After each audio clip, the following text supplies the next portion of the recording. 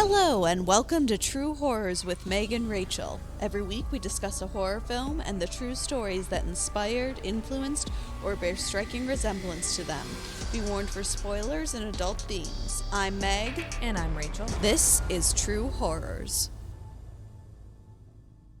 Hey girl, hey. Oh, hey. Didn't see you there. That. I was just doing the Wayne's World thing. From between the intro and here, that this is the one-handed Wayne's World thing. Just, do you even know what I'm talking about right now? I know what Wayne's World is, but I haven't seen the movie enough to be able to make that reference. I keep trying to make you full screen, and it won't. You're so tiny. This is not our best work right now. Are you sure that it's not full screen and it's just like to scale? Like, because I am tiny? Are you asking if instead of it being full screen, the screen is small because you're so short? Yes. Yeah, I'm pretty sure that's not what's happening. For anyone listening, I know we've never described it, but we are both well below average. Average for a woman in the United States is 5'5". Mm-hmm. I'm 5'1". Rachel's 5 foot. 5 foot. Yeah, so technically a little under 5 foot, but God, that takes a long time to say. Yeah. 4'11" and a half is just like, who cares at that point? And if you're wondering why you say a half, then you're clearly over 5'5". If you're wondering why. So real. I think I just shared my screen with you, which I didn't You mean to. absolutely did. Well, then you see how tiny you are? Yes. That's what I look like on my own screen. Or is that me? I think that's my stuff. I don't even see me at all on your screen. I don't know why this is a thing, but it's really annoying me. Clearly, as you can all see, because this is like the most out of control intro we've ever done. Okay, fine. You're tiny. We don't have time for this. Like, this is going to be a really long episode because this is our Silence of the Lambs episode. Mm-hmm. So, and the true story behind it, one of the true stories, there's a lot of inspiration for Silence of the Lambs, is really involved, and I was really anxious about wanting to do a good job on that. So we've got a lot of ground to cover. I want to start out by saying that Silence of the Lambs is one of my favorite movies of all time in general. So I was really excited to do it here. There was actually a time when we were toying with what each of our first episodes would be. It was between Jaws and this, actually, because I love Silence of the Lambs. It's a good choice.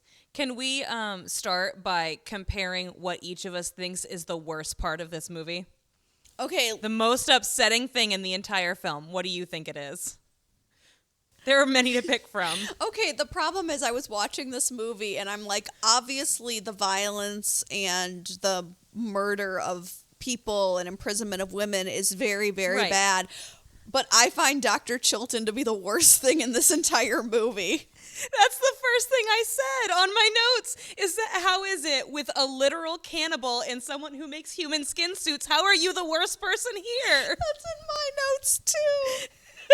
I wrote he's the worst in a movie. And I sat there and all I could think was like, is it inappropriate that like you're my least favorite character in this movie? Like, I hate him so much, but I hated him as a kid. I also never thought as a kid. And when I say a kid, guys, this movie came out I know it won the Oscar the year I was born. So it's late 80s, early 90s is this movie. I think it might be 1991.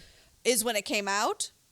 I thought it was 91, but I thought it came out the year one of us was born. All right. But the point is that some things I don't think I caught as much. Like, I caught the violence just fine when I saw it. I think I was probably in early middle school. I didn't realize how she is being sexually harassed from start to finish. Uh-huh. Like, that's pretty terrible. And not just, like, by serial killers. Actually, mostly not by serial killers. It is mostly by police and doctors and just, like, the worst men. Like, just, like, everyone's the worst in this movie. How is the serial killer the one who is most respectful to her? Like, I mean, I think that's why I always, when I was younger, really liked Hannibal Lecter. Like, like, I had a very Clarice Starling-esque view on it. Like, it was, like, kind of a begrudging respect for his intellectual prowess and also for like his weird worldview of politeness and things. Maybe that's the Wisconsin in me. But like I remember really liking when he gave her the towel, and I still really like that point.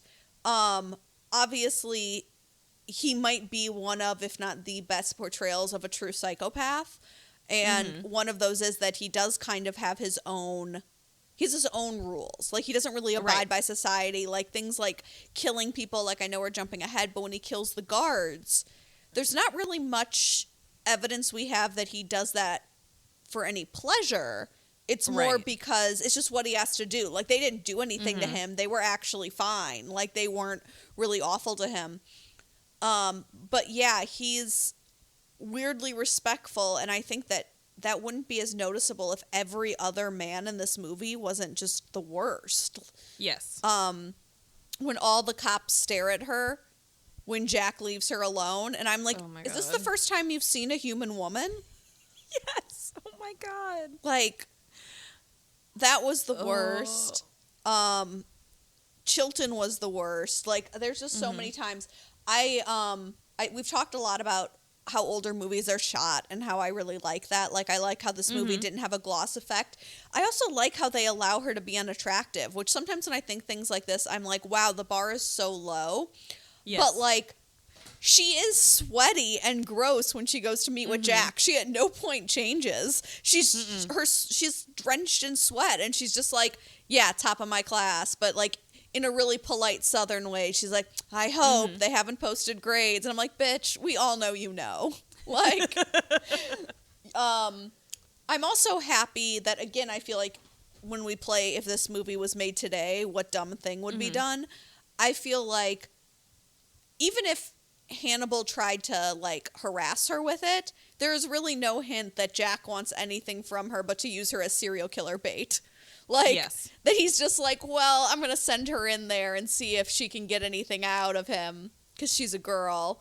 But, like, other than that, it doesn't really seem... There's no hint that it's anything more than professional, which I enjoy. Like, he's never weirdly protective of her. Like, you can't do this. You have to be safe. He's like, nah, go interview people. Go talk to that serial killer. Go bullshit him. Go tell him a fake plan.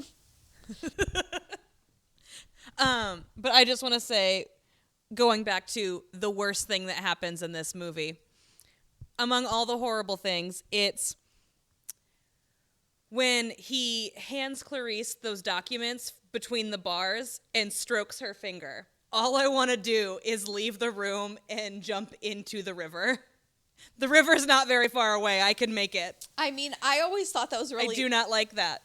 If we're talking just specifically about what Lecter did, that's the most upsetting besides taking off a person's face. I don't like that he... No, this is worse than taking off a person's face. I don't like that he drew that picture of an adult Clarice holding the lamb. Like, she's not even a child. Oh my God, yes. That's the more upsetting than when he touches her, is I'm like, why is she a grown-ass woman in that? Can't you imagine what she looked like when she was young? Like, just holding a lamb. Like, it's like a really bad Renaissance painting. Like, it is. It really is.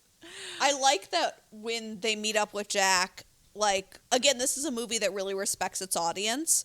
Like, they never there's never, like, a bunch of news clippings or a radio host or, like, a class exposition that tells you everything Lecter did. You just know from the way people are reacting and the little bit you know, and the incredible performance. This whole movie is a masterclass, like, of acting.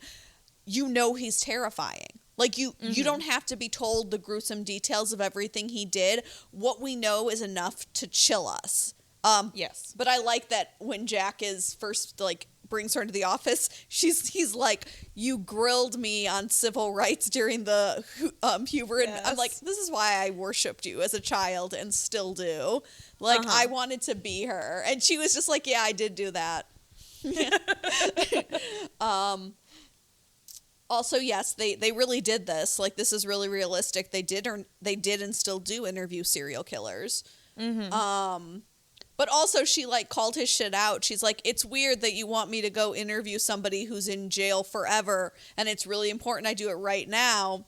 anything about Buffalo Bill, and I see you have that newspaper clipping over there. This case is clearly important to you. also the camera zoomed in on it. I don't know if you know that, Jack, but this camera, they do a lot of zooming in on people's faces, a lot of tight shots of people's faces.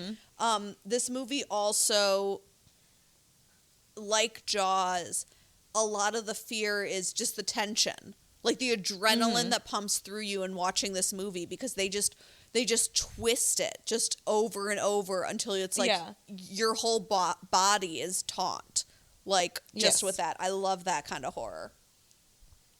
Well, like that entire scene where Chilton is in his cell and he is just staring at that pen that he has left there. That very nice metal pen, by the way. Why did he even take it in with him? God, he really deserves to get eaten. But the way he is just eyeing that pen.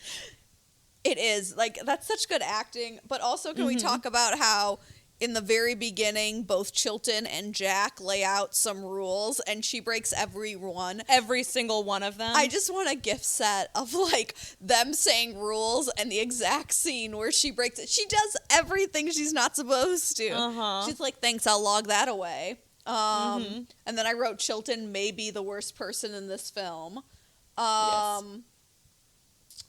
I think they captured everything in those scenes. The tension, we talked about that. I love how she looks him dead in the eye right in the beginning. She looks him dead in the eye. She's so good at her job. So polite to him, like gives that politeness back. The tension, which I wrote about multiple times. How they trust their audience. We have talked, but I think we could still talk more about all the sexual harassment in this movie.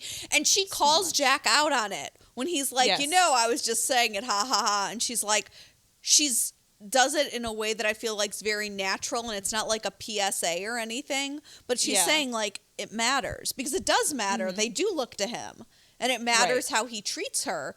And so, like, I just thought that, too, was really smart and really well done. Like, they don't hit you over the head with it, but it would be a disservice to pretend that being a young woman in the FBI is not a factor into this, is not, that she doesn't deal with that kind of stuff. Right. I like how she doesn't scream when she reveals that head. Did you notice that she rarely screams? I love that about her. Like, and I love that about the movie, because they dial up the tension. And sometimes I feel like in movies when they do that and then there's the jump scare or the like audience surrogate or whatever character is there screams, it releases the tension. But she just was not reacting and not freaking the fuck out the way I wanted her to. Well, she's trained not to freak the fuck out. Like, I mean, I don't want my FBI agents freaking the fuck out. I mean, yeah, but I feel like she's still a trainee. She's still a student. And at what point do they cover when you find a severed head with a mannequin in a jar? Like, if she had, I wouldn't have thought less of her. I mean, she kept cool when she actually does get to Buffalo Bills. But I mean, like, when she is like, oh, there's a head. She pulls it off and it's a head in a jar. I'm like, it'd have been okay if you would have gasped. Like, even not yelled, but just like, like, it's like she was walking in there going, there's going to be a dead body, isn't here? God, I hate Hannibal so much. He's always pulling shit like this, like always sending me to find severed heads. Always. Just to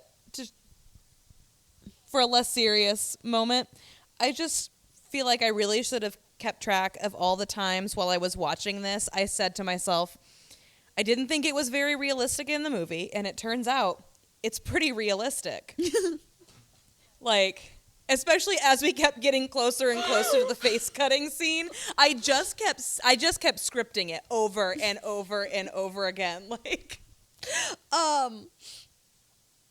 no, that is a great moment. I had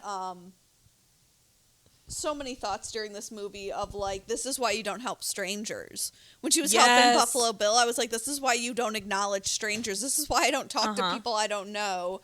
I made up a whole song about it as it was happening. Like, I knew it wasn't going to help, but it was a whole song about how she needed to just go inside and that was not her problem. No, like, what is the quote in the IT crowd where it's like a closed door is a happy door? Yes, that's exactly it. Do not that I'm saying don't help people, but don't help people if you're alone. Like, Yes. if you're in a group of, I would say, 3 or more, then that's okay. Because even if, like, it would just be really hard with 3 or more. Even if there's 2 of you, I would say don't help people. Yes. But I also practice what I at preach. night, yeah, also at night when there's no one around. And also if they're doing something really weird, like trying to put a chair into a van alone, whether you have a broken arm or not, that's a 2-person job.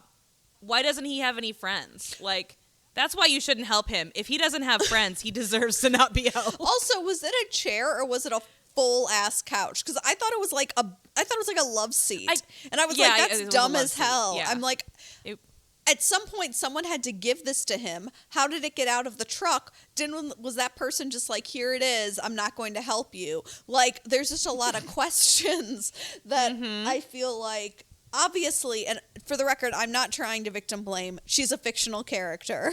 Like, that's the thing we always cover on the show is when it's a fictional character, you're really making fun of the writer in nothing that they wrote the character to do that. But also, I want this to be in the back of anyone's head who's listening. If they see a stranger trying to put a couch into something by themselves, like, there's just a lot of follow-up questions that you should be asking. Did you notice that one of the doctors who performs the autopsy was also playing the piano at the funeral? No, because I'm not good at remembering the faces of old white men. But they make a comment about it. They say, like, go get him to stop doing his music. And I'm like, oh, that was real? Like, that wasn't me, like, thinking they just look the same? I was like, what? Are we going to talk about that? Are we going to talk about the fact that maybe that's a small town thing? They were trying to show how small the town is. Like, everyone's got to have 2 jobs. Like, the sheriff also, like, repairs shoes. Like, I mean, who knows? Maybe there's, like, a whole subplot. I think I was busy looking at pictures of that moth. I wanted to see multiple, like, obviously it's on, like, the movie cover, but I wanted to see what it looked like, so I forgot that. Oh, I have a side note. So when I see things like this, I always think, like, for someone like Buffalo Bill, I'm like, did you ever get cast in anything else? Were you ever able to do anything? Okay, he was the lead detective in Monk. I have watched him for season after season, episode after episode. He, like, plays the straight man in Monk. And I love his really character. Weird. But then, because he's obviously putting on a voice. Right. But when he yells at her, he uses his real voice, and then I heard it because that's the actor's true voice. So if anyone is ever worried about actors getting typecast or not getting roles, like I worry about sometime after they play something like this, he did fine. He was on Monk, like all the seasons. He was great. So good for him. Also, speaking of actors, the dog is listed in the credits. I don't know if you saw that. No. But the dog is listed. What's the dog's name? And they have the dog's real name. I can't remember. I didn't write it down. It was a cute name. I love that she keeps the dog.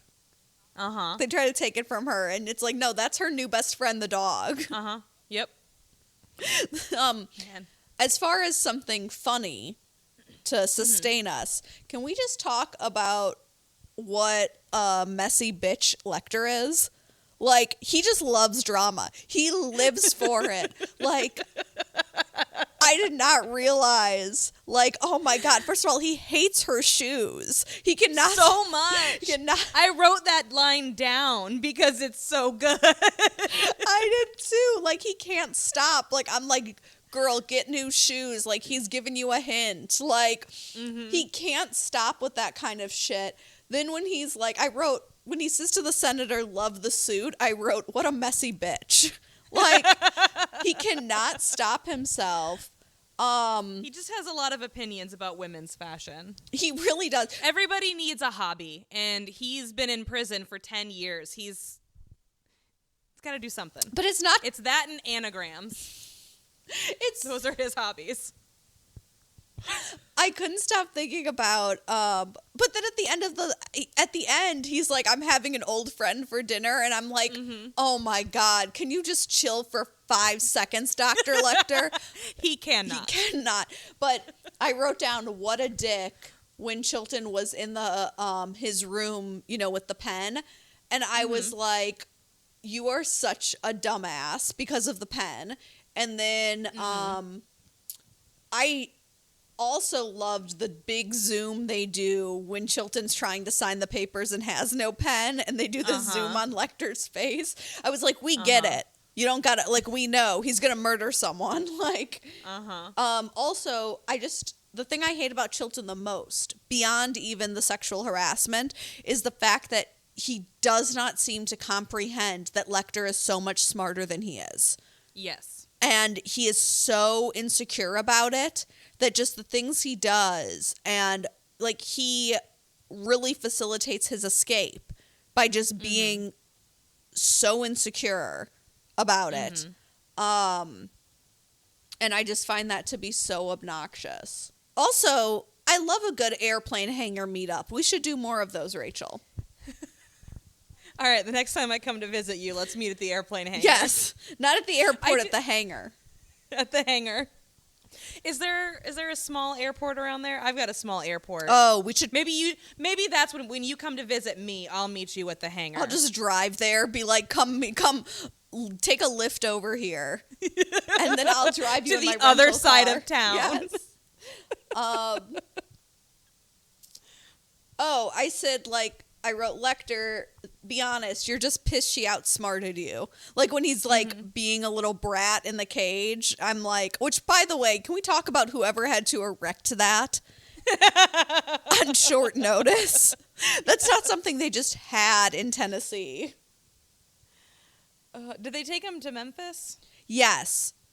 Is there a zoo there? Because it looks like something that would be in a really old zoo. I didn't even think of that. That's probably exactly what they did. I feel like there's a zoo in Memphis. I don't know what I was talking about here. Oh, now I do. I do remember. So obviously there's a lot of brutality, but with the music and everything, they really, I don't think it's gratuitous, the brutality when he kills them. But when they open the door and he's hung that one doctor or that one police officer, I was just like, what a fucking crazy over the top thing to do, Hannibal. And I'm like, it really is, though, because you have to think that he took the time after doing that to then string him up that way. And I'm like, at no point was he like, is this a little much? Like, is this kind of a hat on a hat since I'm already wearing this other guy's face? Like, is this just a little too much? This is why he needs a friend, like someone to be like, no. Those anagrams just aren't stimulating enough for him. He's so proud of himself when he's like, fools. She's like, fool's gold. He's like, you have to have more fun. And I'm like, that is true. Self-care is important, Clarice. She is just so. Also, that young police officer, when he's like, talk to him and doesn't know he's Lecter. Do you think Lecter was just sitting there like, you're an idiot? Like, yes, 100%. Also, I just want to pour one out for all those officers, not just the ones who died, but the ones who are clearly going to be scarred for the rest of their lives. Yes. Clearly the worst day of all their lives. Right. Why doesn't her friend go with her to do the interview? Like, they have like awesome, like, figure out, that he knew the first victim, but then she doesn't go with her. And I don't know if maybe in the book there's a reason for that, because this is based on a book. Right. And I wonder if maybe there's a reason. And obviously the cinematic reason is so she can have the final confrontation together by herself with Buffalo Bill. But it's also my note that even though there are very few women in this movie, every woman in this movie is better than every other man in this movie. Yes, 100%. Like, there's a small sample size, but the senator, her daughter, like, there's obviously some badass blood in that gene pool. Clarice, her friend, like, I think that is all of the women who are given prominent speaking roles. But they all are badasses. This is a very small thing, but you know how he's like James Gum or whatever? The name he gives her is also a JG name. Like, he doesn't even give her an alias that's like Frank Sampson. He gives her Jack Gordon. And I was like, really, dude? Do you have some anagram towels you didn't want to get rid of that you like? The horror on her face when she starts realizing it, when she sees the butterfly. Like, that was incredibly subtle. Oh my god. Also, the sound that all of them made was horrifying. I like moths and all, but I don't like swarms of anything. I did not care for that. No, I mean, that's not at all what I want ever. Is swarms of anything. There's nothing you could describe as a swarm that I'd be happy about. Nope. But I think overall, this is one of my favorite movies because of all the stuff we've talked about in the acting, but because I think Clarice Starling and Hannibal Lecter are both, like, unparalleled characters. Yeah. Just, there's so many ways this movie could have been less good. Like, so many choices they could have made with those two characters, but the choices they made were just subtle enough in the right places and over the top that it's like, you need a break after watching this movie because of the tension. Yeah. I love that he called her. It's like, congratulations. I'm going to go eat Chilton. Yes. I'm like, also, did you ever get new really shoes? wanted you to know that. Did you ever get new shoes? I think the only thing that could have been better is if he had sent her a pair of new shoes as a graduation gift. That would have just, like, been the icing on the cake. I would have lost my damn mind. I'd have been like, okay, like, obviously you guys were kind of catching a serial killer together, but really the thing he was trying to do is get you better shoes. That was his major motivation. This is a very just me side note.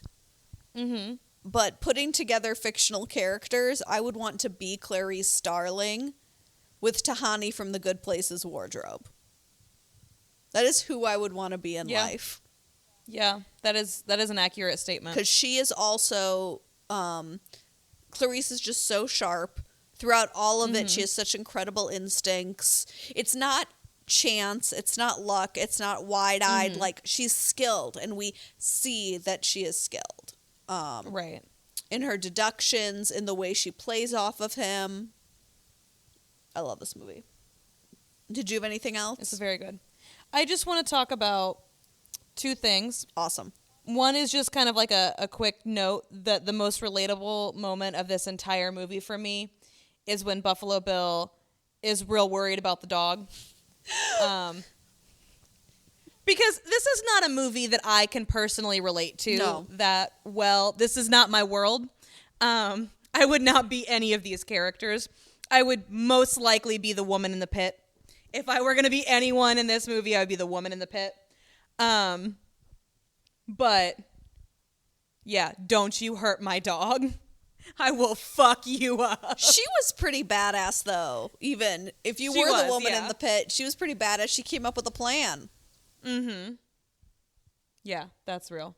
But also, you know how you have that thing where you have to know how old every character is and the timeline has to make perfect sense always? Yes. I'm that way with, like, layouts and especially, like, movies where people are traveling a lot. And in the climax of this movie, in that basement, how big is this fucking basement, Meg? There are 17,000 doors, and it was all in the basement. Yes. I have never seen an unfinished basement with so many rooms. Did he dig them himself? Like, I have so many questions about this house. I mean, that basement is like my nightmare basement. Like, yes. It's literally, like, I don't like basements in general, but that basement is my nightmare. The only conclusion I can draw is they do some outside shots that show where he lives looks kind of run down industrial. And I wonder if they were, like, mines or if they were some kind of, and that he just, like, broke down the walls to make them part of his dungeon. That's the only thing that makes sense. Or vice versa. They were mines, and then he built a house on top of them. Gotcha. Where does he live again? He lives in somewhere in Illinois. Was it Illinois? I thought so. I thought it was Ohio. She was in Ohio. Jack goes to Illinois. Jack goes to Chicago. That's why. Yeah, Jack goes to Chicago. She's in Ohio interviewing, and then she's like, "Oh, can I have?" So I think it must be on the border. Like, there's no border not between between Ohio and them, Illinois. not between Okay. them. But I think Okay. it must be like right when you would get into Illinois is what I'm saying, because she says that she's in Ohio, but if we think that she's like, now I want to pull up a map. But okay, I did not pull up a map because when they were talking about it, I knew where all of these places were generally. So, but now I can't remember where she was. I can't remember either, but I also am not as good as geography as you. I do know that Ohio and Illinois are next to each other. I meant the border between Illinois and Indiana. That Yeah. maybe the town It where is. he lived is right on the border. So which now I think is silly, because how much were you driving through Indiana? But He flies to Calumet City, which is up near Chicago. I actually think it's I don't know if it's in Indiana or if it's just on the other side, but I've seen it. Like it's a thing that people up in northern Indiana know about. So I know where he is. I can't remember where she goes. But no, I get why that would bother you. The way I thought of it, which doesn't make it any better, is I thought that the friend was saying that they did some kind of sewing for an old woman in Illinois, but then I was like, really? Like, you have like a relationship sewing things from this woman who lives just like, but I didn't think, and maybe I'm just wrong and she is in Ohio, but I thought when they flashed her going to like knock on his door, it said Illinois, and I was like, Illinois. yeah, they kept bouncing back and forth between where she was and where all of the other FBI agents were. Yeah. Who were in Calumet City. So we're thinking that they were in Ohio. Yeah, I think so. Because, I mean, if he picked her up in Memphis, like, and then there were, like, bodies found in, like, Virginia, West Virginia. But anyway, the only reason I asked where they were is because since you mentioned the mines, like, I was thinking of coal mining country. Like, and I was saying if it's in Ohio, that's believable because coal mines exist in parts of it. That's the only reason for this crazy tangent where we're trying to remember towns and geography. I'm sure somebody is really good at remembering that stuff and they're yelling to us like, it's this one, but yeah, whatever. Okay, so do you think you would live or die? 1 to 10. Also, do you remember if 1 means you'll live and 10 means you die, or what it is? Because I sure as hell don't. I don't. Is it going to be different every week? I never remember, but I feel like 1 should be you live and 10 should be you die. So what do you think is your likelihood? Okay, well, like I said, I would likely be the woman in the pit, but it depends on the other strategies he uses to get his victims. Because if it's, I need help loading this love seat into my truck, hell no, I'm not talking to that man. But if he came up and hit me on the back of the head, there's a good chance I'm going to die. Fair enough. So I'm not going to say, is 10 die? 10 is just lay down and die. Like, this movie is how you die. 7. I'm going to say 7. I think I'd survive this movie. I mean, I think the thing is I feel like I could get murdered by Hannibal Lecter, but I'm very polite. Mm-hmm. I would be nice to him. See, I would also definitely get murdered by Hannibal Lecter because I can't stop running my mouth. No, like, that's the other thing, is that I'd be very like, okay, we're gonna, again, because I was schooled at the knee of Clarice Starling, I would just be like, Dr. Lecter. I also like how even the people who don't like him call him doctor. I'm like, yeah. let's not forget his credentials. I'm gonna give myself a 4. Cool. I'm not 100% sure I'd survive. I don't think I'd be killed by Buffalo Bill, but I don't know about Lecter. Because those cops were perfectly nice to him and he murdered the hell out of them for his own purposes. Right. So, who's to say? Okay, so this is going to be rough, guys. Okay.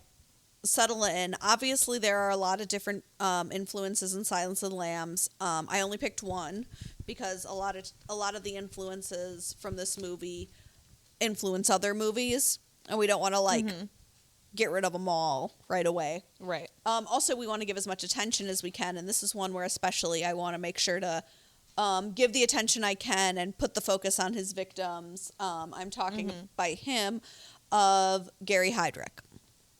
All right.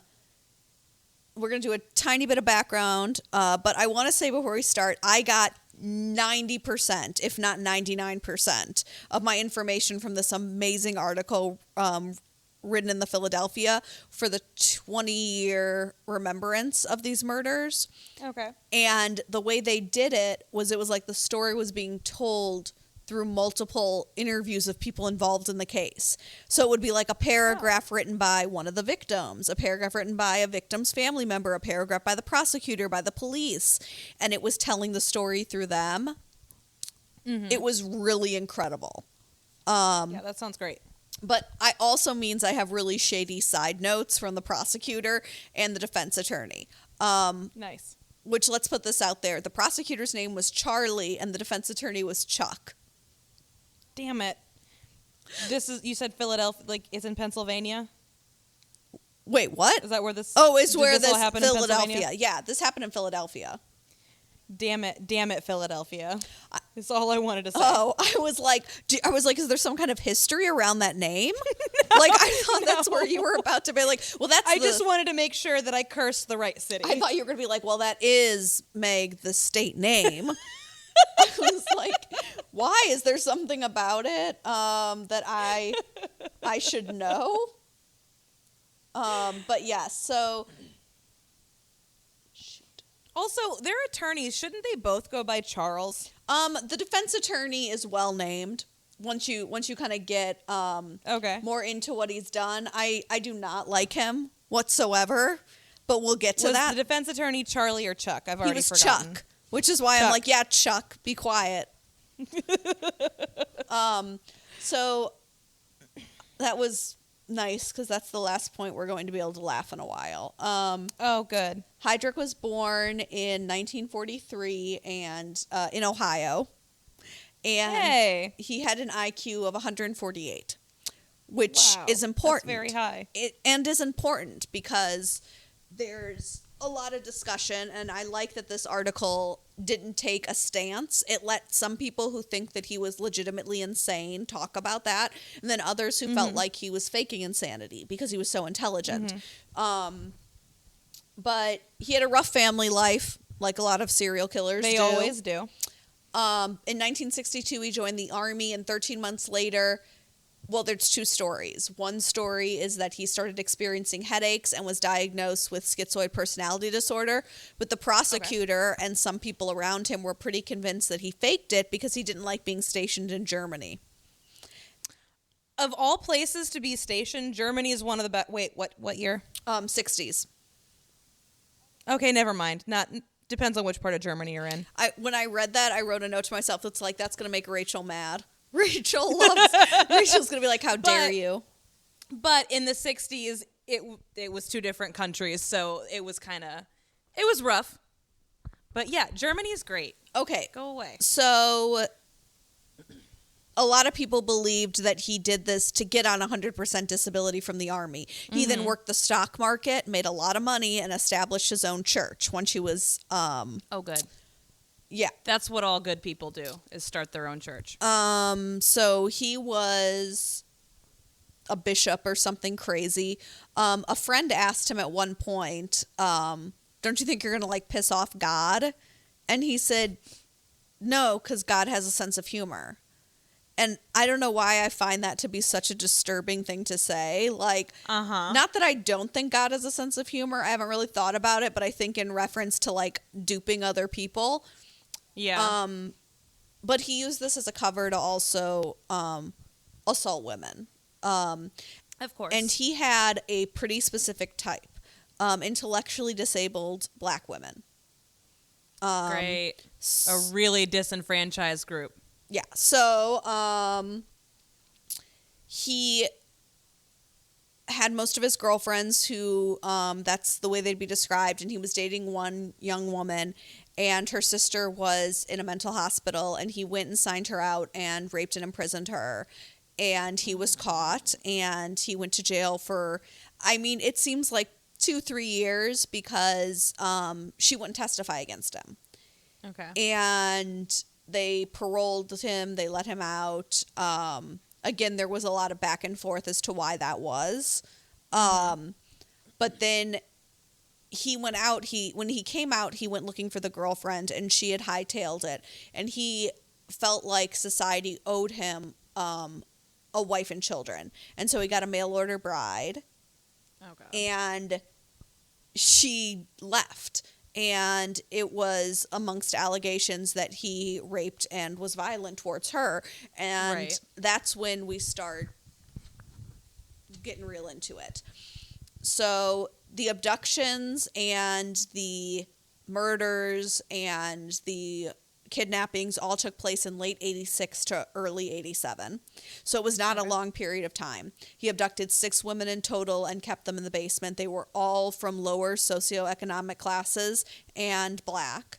And some were intellectually disabled and some were sex workers. So he was really choosing disenfranchised groups of women that he knew. Like, I think the prosecutor at one point says he knew who to pick.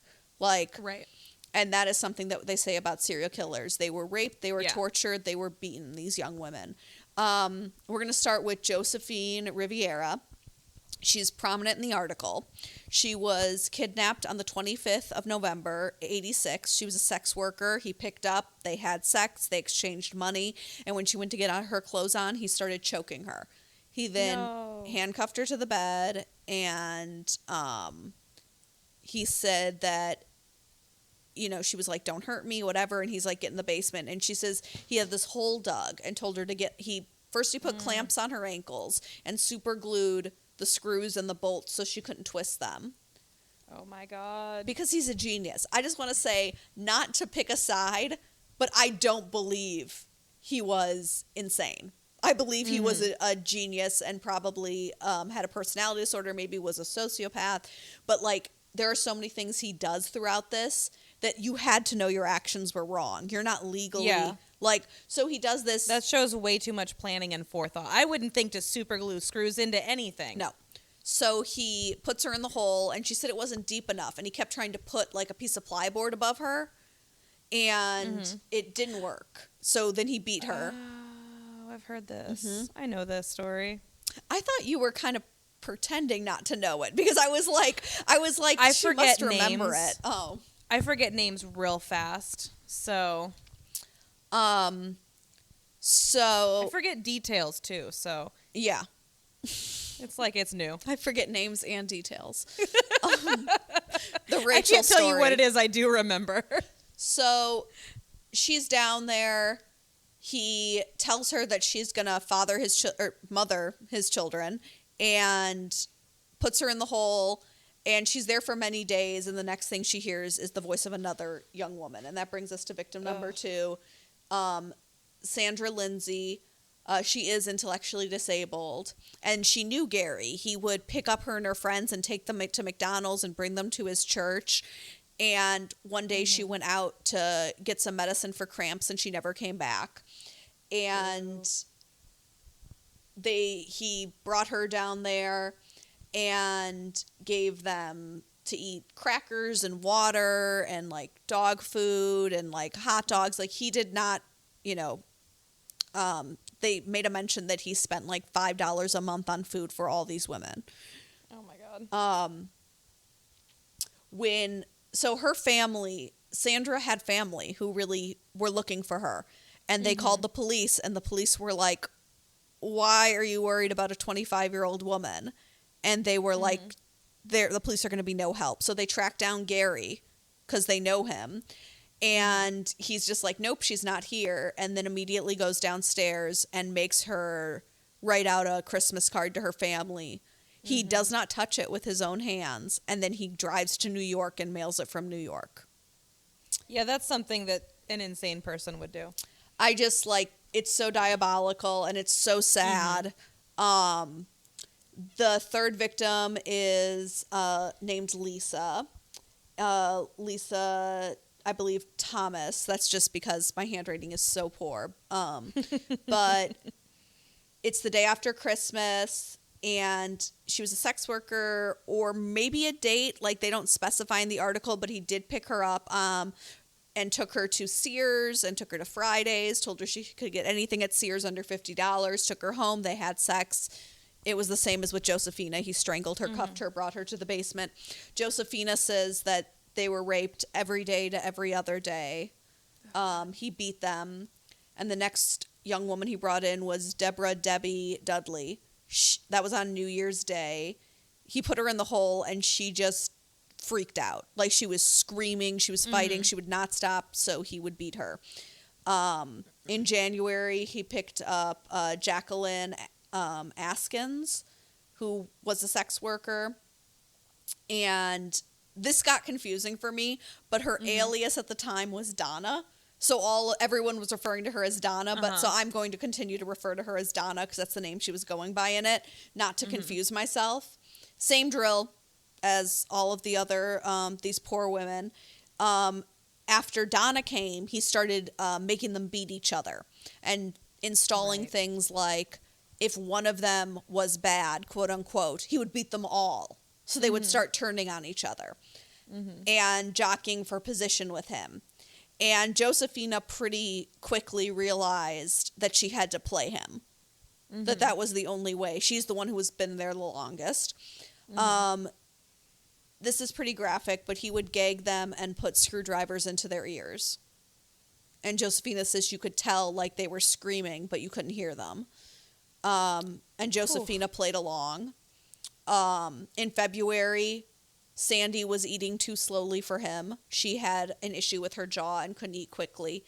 And so he beat her, and when she didn't eat fast enough, he strung her up by her wrists.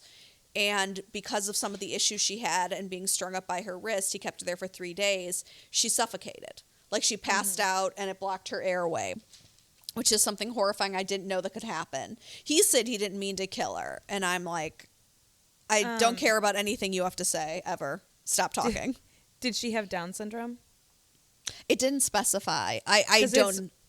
They're more prone to suffocation just because of the way their airways tend to form. So that's why I ask. All right, we're getting even worse right now. Oh, great. He took her body upstairs, and for days there was a horrible smell. People called the cops, and he was like, cops came, and he was like, I burned a roast. And they're like, okay, Gare Bear, bye. That is, nope. Look, I'm from a rural part of the world, and I know what dead things smell like, and they do not smell like burnt food. No, I have... And burnt food doesn't smell for 3 days. Yeah, 3 to 4, and I just can't stop thinking about, like, it's like the Bundy effect. Like, he was just so smart he was able to, but Deborah was still freaking out at this point, justifiably. Yes. So he brought her upstairs and then brought her back down, and Josephine was like, what was that? And she told Josephine he showed her the other girl's head on the stove. Oh, my God. And her body parts. So that was that. And he came home on March 18th, and they were being loud, I guess. And so he told Josephina to fill the pit with water, and then he started electrocuting them. And Deborah still wouldn't stop. And so he electrocuted her until she died. And then he made Josephina sign something saying they both did it and had Donna be the witness. Which I'm like, the fact that they wrote in this Donna was the witness, I'm like, Gary, it's still not like legally binding. Like, what? It's not like a marriage license. No, but... So he made her do that because now he was like, now we're in it together because you signed this saying you did it. So on March 24th, he took her to find other girls, and she helped him get a girl that he knew, Agnes, that she knew. And then afterwards, he was like, let's go get more girls. And she's like, hey, I've earned your trust. I should be able to do this on my own. And he was like, okay. So he stayed at the gas station. She immediately went to her boyfriend's and was like, I have been held for all these months. He did not believe her. And she was like, fuck it, I'm calling the cops. And the cops were like, this is a crazy story. And she's like, go back to the gas station. He is sitting there waiting for me. And he was. And then they go to the house. They find the girls, and they find the bodies. well, not Deborah's. Deborah's he had taken out of the house and disposed of, but they find body parts. And yeah, he was just waiting there. Now this is so all in all, he kidnapped 6 women, and 2 of them died. He murdered them.